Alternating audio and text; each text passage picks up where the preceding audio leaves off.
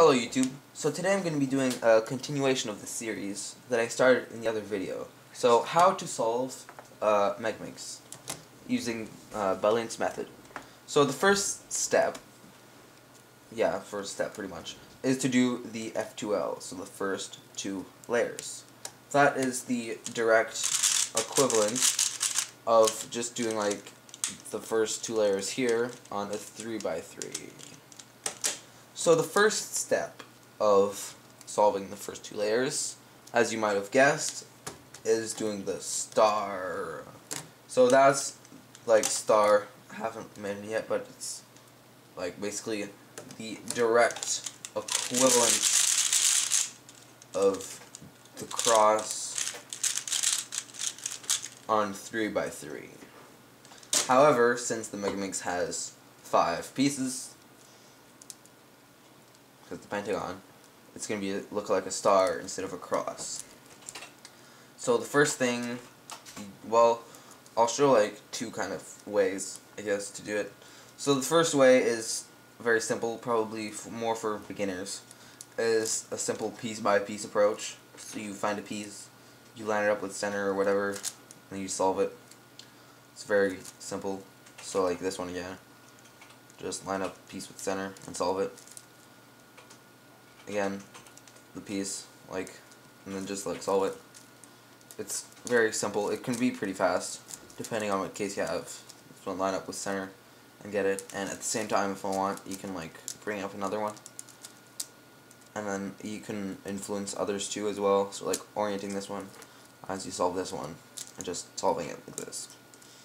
So cross shouldn't be very difficult. It's pretty much intuitive. If you can solve a cross on 3x3, you should be able to do a star on megaminx. I'm sorry if I say cross when I mean star on megaminx, but it's the same thing. Another way is to do it like on 3x3. When you solve a cross, like it's not actually aligned, you just solve it like this, and then you just do like a D move to align it. You can do that on megaminx as well. Oh, and I'm doing it with cross on top. It doesn't really matter on megaminx because doing it on D, it wouldn't help at all, and it's a lot more awkward. So I just suggest doing it on U.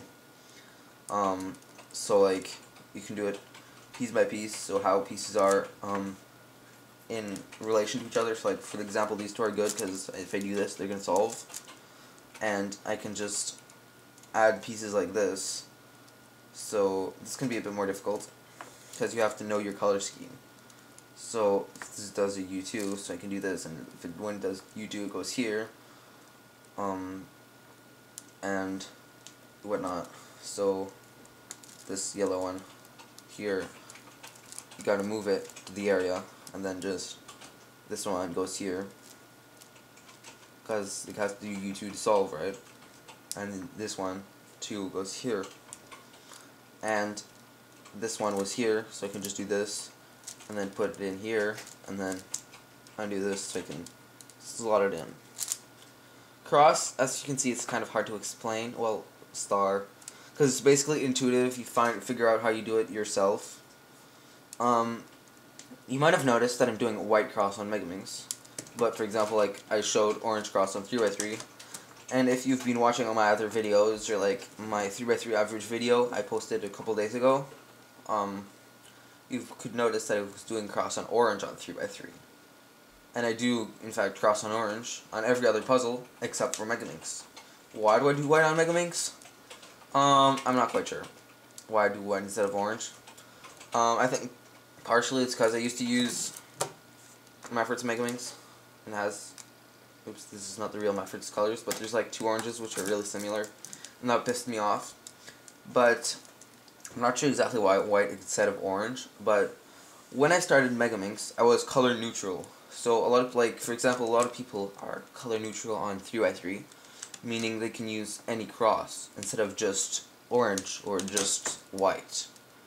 Why did I choose to do fixed color cross instead of color neutral on megaminx?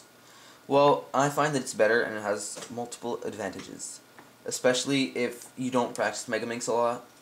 It's just side events that you do because they have it at competitions or whatever. That's I think that fixed cross is better. First of all, because you only have 15 seconds during inspection.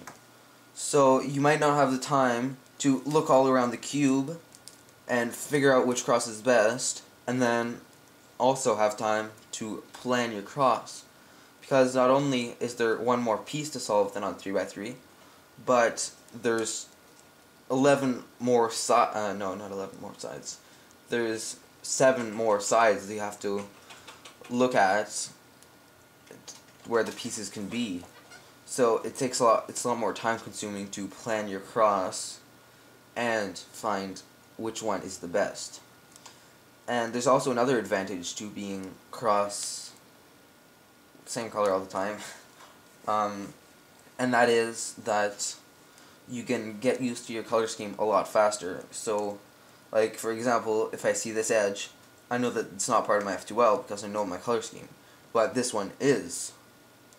So, you can, like, figure that out. If you're doing color neutral, then you might not figure that out as quickly. You'd take a lot of solves, because there's another 12 ones that you have to do to figure out the color scheme for.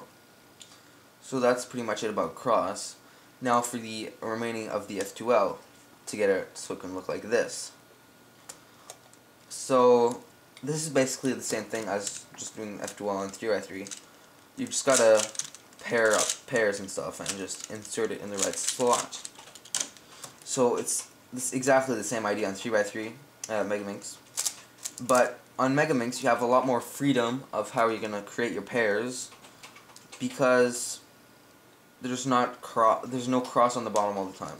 So for example, for these two pieces, the white, green, and purple, and the white, green, and purple edge, I can just do U2R and it'll pair it up. As opposed to if there was a cross and it was here, I don't know. I'd have to do, like, that's impossible. Anyways, I have a lot more freedom, so I can just do pairs a lot faster like this. And then I've got to go and insert it into the correct slot. Now, I said in the first video that you had to know intuitive F2L as opposed to algorithmic F2L. And that's because algorithmic F2L, it might not work on megaminx, because there's turns that there aren't on megaminx that they're on 3x3, like M. There's no real M on 3x3, but there's like an M here. So that might not work, and D's as well, or U wedges, it might not work.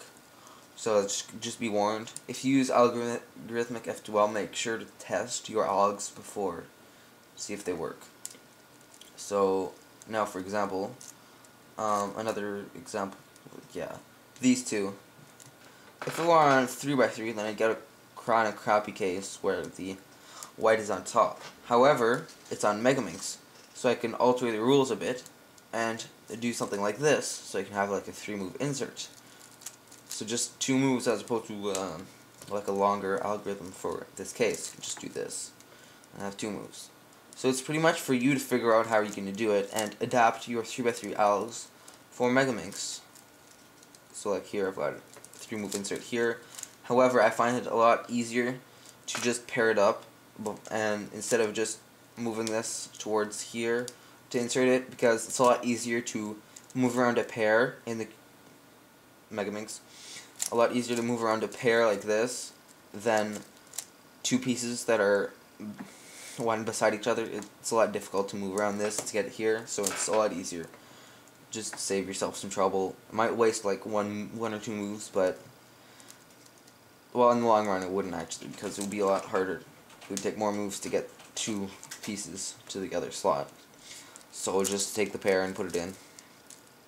Now, like these two, once again, there's no cross, so I can just do this, 2 moves again to pair these 2 together, put it in, and then something like this, so I can get a 3-move insert, and then I'll pair it up here so I can put it in the slot.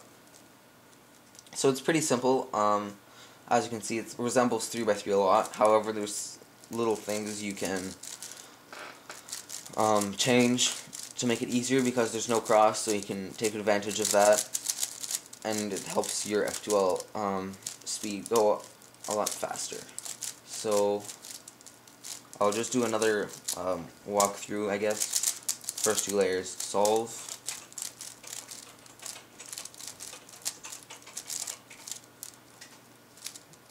Okay. So here I can do cross. So I find all the pieces, so like this one's here, this one's here, this one's here, this one's here, and this one's here. So there's a lot of pieces to remember. So I can do something like this. I'll do this one here, and then pop this one up to orient it, and then I'll solve this one, and then I'll do an R here and solve this one, and I know that this is the red, because if I do U2, it'll go here. So that means this is the yellow, so the green, sorry. So I can get the green here and solve it, and then I'll do here and use this empty slot to orient the red, and then solve it. Sorry if this is a lot of information to take in, but just pause the video and go backwards if ever you have to rewatch something. So now for the pairs, okay, these two. So this is like a random, any 3x3 case, just do like this, hide this one, so I can do it here and have a 3-move insert, and then just pair it up, so I can do here and put it in the correct slot. So I'll do this, and now I've got these two pieces, the white, yellow, purple, and this one over here, so I can do this, and then I'll set this one up here, so it's, when I bring this one up, I'll have an easy 3-move insert once again. And then I'll pair it up, and then move it to the right slot, and insert it in. Now I've got these two pieces, white, blue, yellow, and the blue, yellow edge. I can just do this, like that. It's the equivalent of doing this case, like this algorithm, L prime U2L, but there's no cross. So I can just do the equivalent of L prime U2, no need for the L prime. And then it's set up perfectly to just do it 3-move, so it's inserted in 3-move here. So now I've got these two, and I could just do this and then just do the F2L case like this, or since it's here, I noticed that these two are the same color, they're both green, so I can just do R2 here and then U2, and I know it's going to pair up. So it's a lot of little tricks like that that you learn over time by experience, and that make your solves better. And here I know that these two, this one, red and blue, it's not the same color, so I can just do R2, and it'll pair it up. So now I'll take the pair, insert it. So I think that's about it for the F2L part. If ever you have any questions, comments, anything, don't hesitate to comment in the comment section, or even private message me if you wish. If there's something I forgot to cover in this video, again, don't hesitate to contact me about it, and I'll try to explain it better, and we'll add to the video or whatever. So yeah, that's about it. Thank you for watching.